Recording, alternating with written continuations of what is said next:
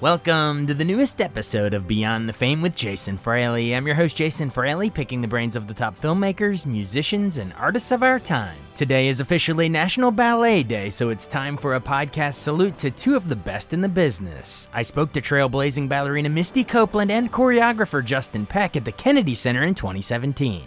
Hi, I'm WTOP Entertainment Editor Jason Fraley, and we're here with Misty Copeland and Justin Peck to discuss ballet across America, which is coming to the Kennedy Center this week. Guys, thanks so much for joining us. This is awesome.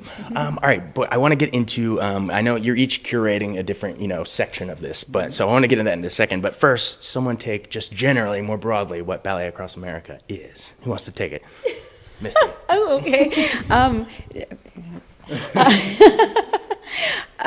It's an amazing opportunity to see different programs, and I think a true representation of what American dance is, just the diversity that you see in terms of the types of movement, the music choices that are being chosen for each piece, the stories that are being told. So again, I think just to show how incredibly diverse American dance is.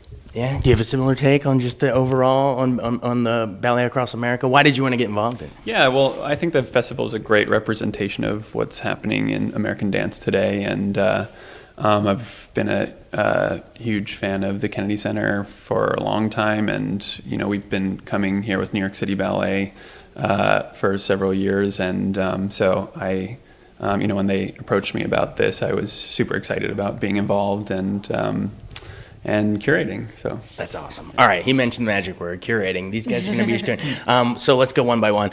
Misty will be curating the events on Wednesday through Fridays, and then Justin will be doing Saturday and Sunday. So, but let's hear about what do we have going on for your 3 days that you're curating? Yeah, so this was really a really exciting opportunity for me to be able to give companies opportunities that haven't been given the platform, the Kennedy Center as a platform. And I thought, these companies should be seen at this level. I also wanted to showcase a really diverse group of dancers that were doing more than just classical dance.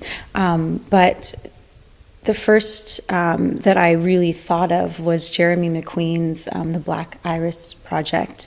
And to be able to give a company of Black dancers an opportunity to really be seen in true classical dance and not think, they have to do contemporary or more modern, and telling the story of Nelson Mandela, I thought this was such an amazing platform to use. And then there's the Nashville Ballet and Complexions, and they're doing such a variety and range of work. So it's really exciting. I think you're really going to see a lot of diversity. Wow. How do you actually choose those three?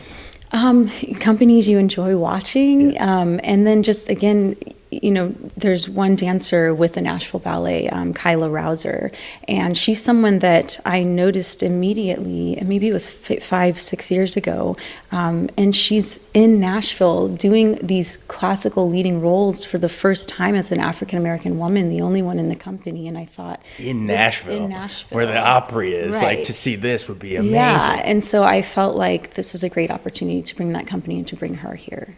That is awesome, opening that up to a whole new audience that might not see that otherwise. Right. That's so great. Well, congrats on choosing those three. That's amazing. You, sir, your shows that you're curating, how did you choose them, and what are we going to see here? Yeah, we have a wonderful program coming up this weekend. It starts with the LA Dance Project, which is run by Benjamin Millepied. It's a company that I've worked with a couple times, and they're just a phenomenal group of dancers who have a strong kind of ballet basis to them, but move into other territory with the repertoire that they perform. So they'll be performing Benjamin's Hearts and Arrows. Then we also have the Joffrey Ballet coming to perform ballet by Christopher Wheeldon called Fool's Paradise, which is a piece that I saw actually at the premiere in New York at New York City Center.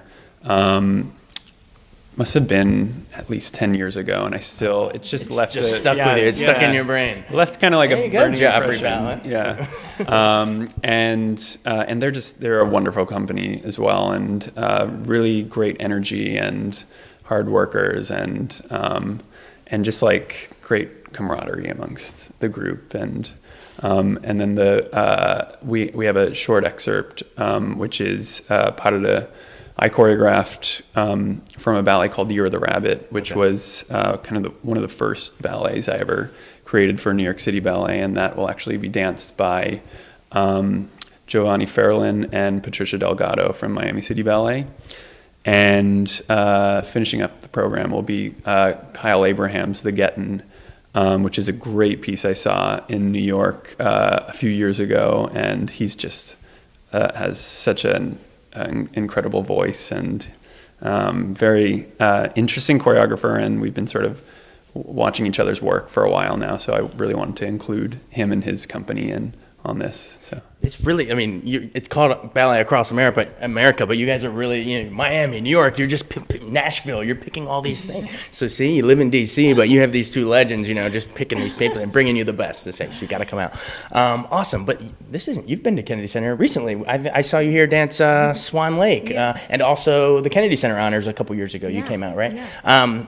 Memories of those two really quick. I have so many memories here. I've been coming to the Kennedy Center since I was 19 years old. I'm 34 now. So it's been, coming here and, memories of doing the Nutcracker. We used to come here and do the Nutcracker every season. And of course, to be able to do, actually my very first Swan Lake in America, I did here with Washington Ballet. And that was something that I will never forget. The Washington Ballet is, I feel like DC is thriving with this ballet stuff. That's so awesome. But memories of the Kennedy Center Honors, that night must have been special too. It was absolutely incredible. I mean, it was an honor, as a dancer who's not been trained in the Balanchine technique, to be able to go out there and perform Tchaikovsky Pas de Deux, was just such a complete honor. It's so awesome. And you, sir, let's not forget here on my left, you're right. You just got a nice little residency up in New York too. Explain to our listeners what this is about. You mean at New York City Ballet? New York City Ballet? Yeah, so I've been resident choreographer, right? That's right. Yeah, I've been resident choreographer there for a couple of years now, and it's been a really kind of amazing journey, getting to work with the company on a continuous basis and take risks and be challenged and just sort of like build off of what we've been making step by step. And we're coming back down in June for a week with the company New York City Ballet. We'll be here. What show is that going to be? We're bringing 2 programs of mixed repertoire, and there'll actually be 2 of my ballets coming down. One of them is a piece called Rodeo, 4 dance episodes, and the other one is a new ballet that I'm working on right now. Actually, tomorrow morning. Do we get a sneak peek what this is? What's going on in that head right now? It's a new piece that I'm collaborating with a composer named Sufjan Stevens on, and Sufjan and I have paired up for a few ballets together. So it's nice to have a continuing relationship with a composer, and it's a piece for piano and 10 dancers. And that's in June?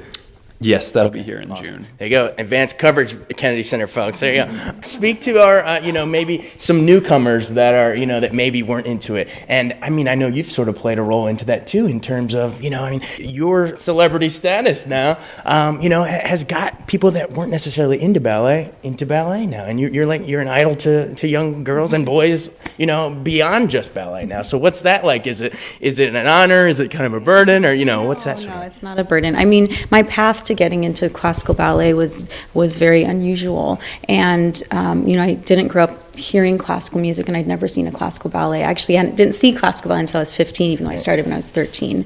And once I stepped into this world, I saw the beauty that I feel like most, especially Americans, don't really get to see. We don't have the, the education, and it's not something that's really accessible to a lot of communities here in America. So I wanted to, with the platform I have, be able to put ballet in spaces that are really relatable and can reach the American people, and to have sponsorships and endorsement deals with Under Armour. Like, that's reaching a really broad range of people, and that's why I'm doing what I'm doing. It's not just to be out there just for the sake of being out there.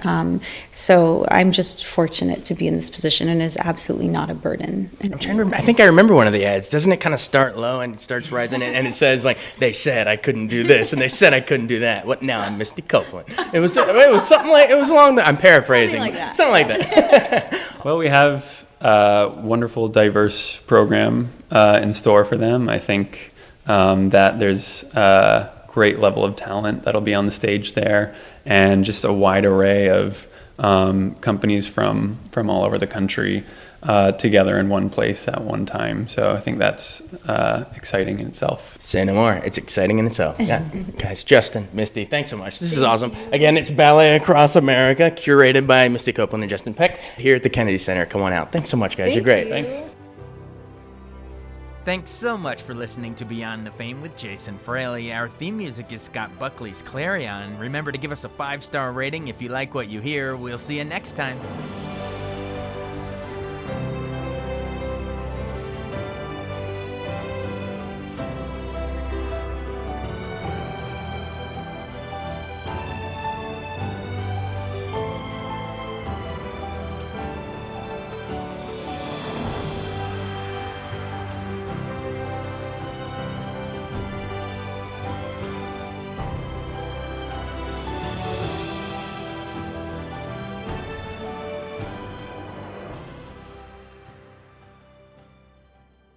I wanted to take a second to tell you about an app I really enjoy. Living in the DC area is great, and Podcast DC gathers all of the local shows that I like all in one local app. Health, sports, local news, politics, and so much more. Podcast DC is the new local app with hundreds of DC area podcasts to choose from. I can earn exciting rewards just for listening and share the podcasts I love instantly. Available in the App Store or in Google Play, listen local with Podcast DC.